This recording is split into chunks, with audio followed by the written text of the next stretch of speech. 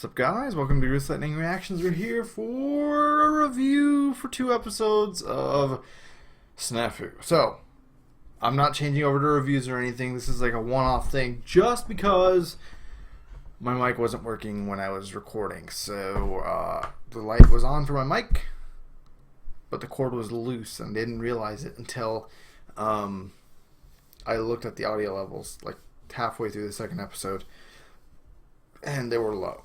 Like, there was nothing. So usually I was in a rush between classes.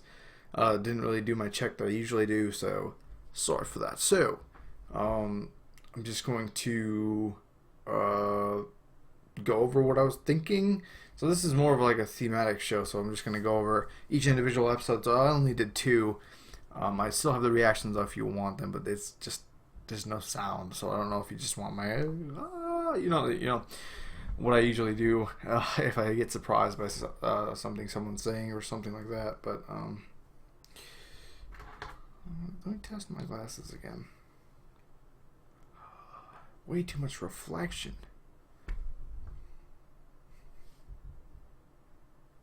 Anyway, yeah. So first episode, we dealt with relationships, really, and misunderstandings. So we had basically the falling out that happened in the previous episode. Not really much of a falling out, more of a misunderstanding, like on 2 fronts. We have what was her name? Yeah.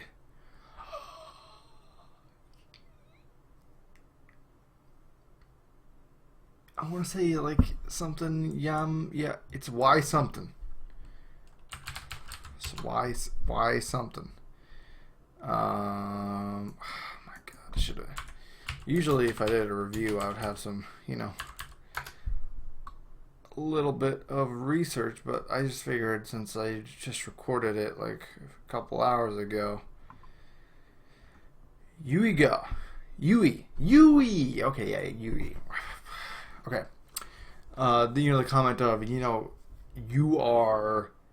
If you're trying to, like, pay me back for the courtesy of me saving your dog, you don't have to. You don't have to pretend or feel guilty that you want to interact with someone like me. And that kind of hit her. And I'm sure Hickey did not believe that anyone would really want to be around him unless forced to. So he wanted to, go back to the status quo, be alone, and go about his business as usual. So he was quite happy about what was happening.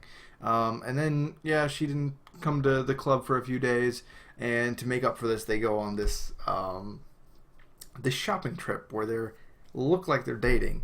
And the whole premise of this is, like, it's obvious that Yui likes him, in more so than just because of her her gratitude for saving her pet, the way she looks at him, how often she gets embarrassed, how she overlooks any of his negative qualities. Obviously someone who's smitten in love. So that was really the theme around this, and her seeing those two together, what was her name, Yuki, so Yukino and Hickey together in the mall, just gave her, she was like, wow, now I really don't have a chance, right? And what I talked about in my live reaction is that that's an important lesson to learn, that when you have, like, if you like someone, you should, like, not hesitate too much. The more time that passes before you say something, the more likely that you're going to trick yourself into believing things are happening that are not actually happening. And the more likely you are to actually end up losing that person to someone else, right? Because especially in high school, like, dating is like the normal thing. Whoa, my hair.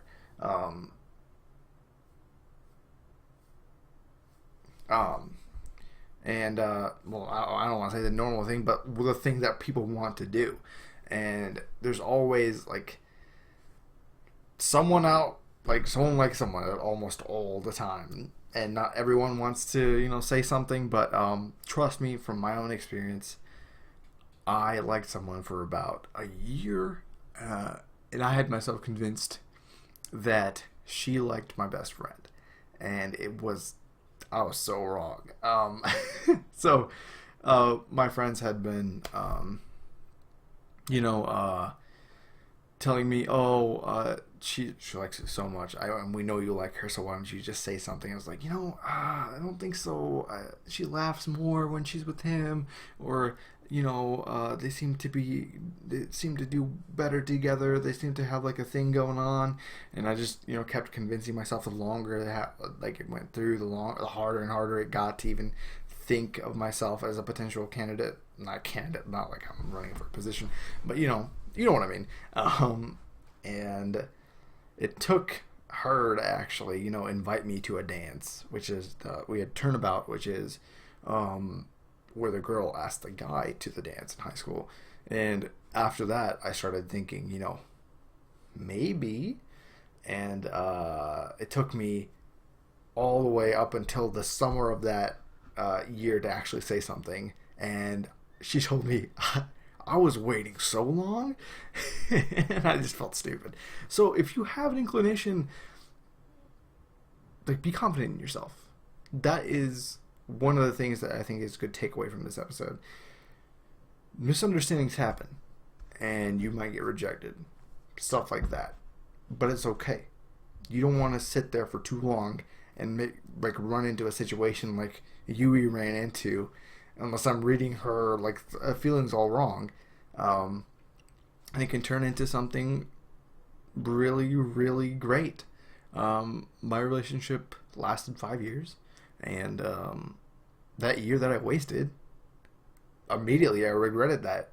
I was like, man, that was such a good time, and if I had an extra year with her, it'd be even better. Like, I could have had way more memories in my freshman year as well as all my other years. So don't wait on that. Anyways, that's what I got out of the first episode. The second episode was like a camping episode, and it really showcased the clique mentality, as well as the silent things, the things that usually pass under the radar as far as supervisors and adults are concerned. There are moments when you should try to, accommodate someone into a group where they usually don't fit in. There are times, if there's a lone student that can't pair up with people, sometimes you want to think, oh, let me help this person out and get them into a group. Obviously, there are things that we don't understand. Sometimes that can be for the worse, as we saw in this episode. Those girls were nasty to this new kid that was all alone, and usually these things go undetected, and there are very few people that can pick up on it. Like Hikigaya said that because he is part of this, he was once a part of this group. Well, he's still a part of this group. He's still a loner. He can immediately detect what they're doing is wrong and what they're doing is good, even though these people might have good intentions. The guy that was putting them together or making jokes and stuff, each little thing that he was doing was having a negative impact. And to him, it seemed like he was just being nice to a kid, trying to get all the kids to play together. But it's more complicated than that. And issues like this go well beyond childhood. This was the most simple of things to happen.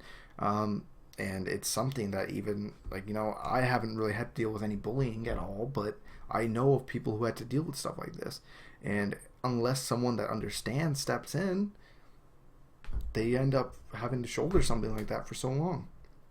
And this arc isn't completed yet, but I'm going to be curious to see how they handle this, because this girl is obviously being singled out. She's obviously being made fun of, and it's not like no one else seems to recognize this.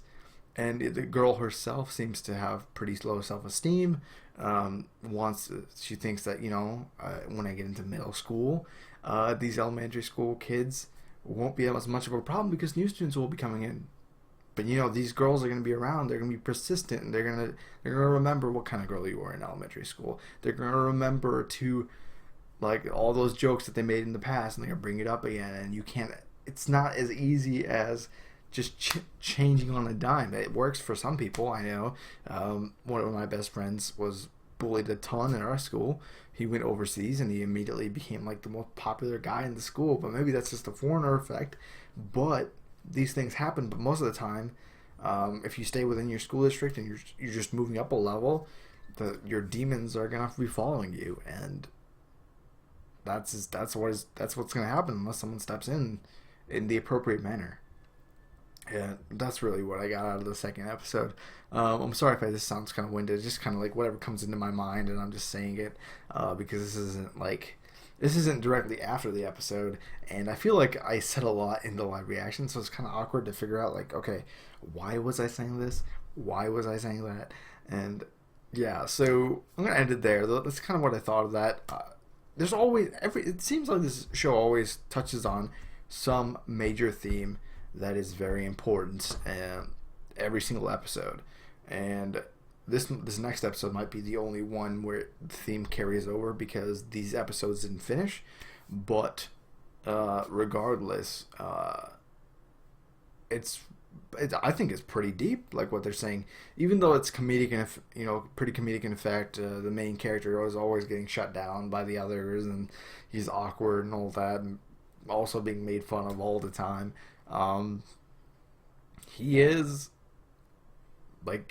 pretty smart and observant, and yeah, I like the things that they're talking about. They're very serious matters, but the comedy just works. It just works. I don't know how to put it through my head. It just does. It's so good. I'm enjoying the hell out of it. So yeah, if you guys want me to post the live reactions without the audio, like the ones where the mic wasn't working, I can. Just let me know in the comments below. Otherwise, I'm going to end it there. Hopefully this wasn't too long-winded and I didn't say anything too stupid because I didn't really think through this video. But anyways, if you enjoyed this little thing, please like and subscribe. And as always, thank you for watching. Next time, live reaction. See you guys next time. Bye.